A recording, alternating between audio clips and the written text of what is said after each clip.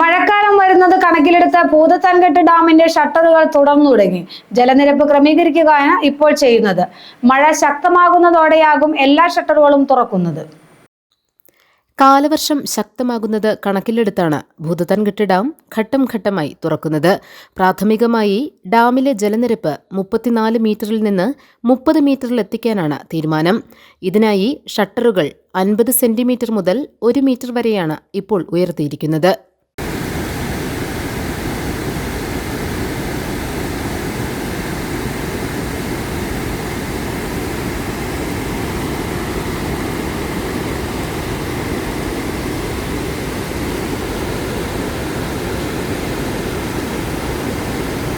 മഴ ശക്തമാവുകയും പെരിയാറിലേക്കുള്ള ജലനിരപ്പ് വർദ്ധിക്കുകയും ചെയ്യുന്ന സാഹചര്യത്തിൽ ഷട്ടറുകൾ പൂർണ്ണതോതിൽ ഉയർത്തും.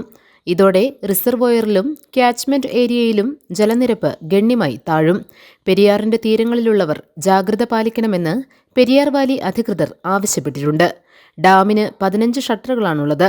ഇതിൽ ഒരെണ്ണം കൗണ്ടർ വെയിറ്റ് താഴെ വീണതുമൂലം തകരാറിലാണ്. ജലനിരപ്പ് താഴ്ന്ന ശേഷം ഈ ഷട്ടറിന്റെ അറ്റകുറ്റപ്പണി നടത്തുമെന്നാണ് അധികൃതരുടെ വിശദീകരണം. അടുത്ത ഡിസംബർ ജനുവരി മാസങ്ങളോടെയാകും ഇനി ഷട്ടറുകൾ അടയ്ക്കുക. അതുവരെ ടൂറിസ്റ്റ് ബോട്ട് സവാരി ഉൾപ്പെടെ നിലനിൽക്കും. മീൻപിടുത്തക്കാർക്ക് ചാകരയാണ് ഈ കാലയളവ്. മീൻ പിടിക്കാനായി കൂടുതൽ പേർ ഇവിടേക്ക് എത്തിത്തുടങ്ങിയിട്ടുമുണ്ട്. GTV news, Bhoothathankettu.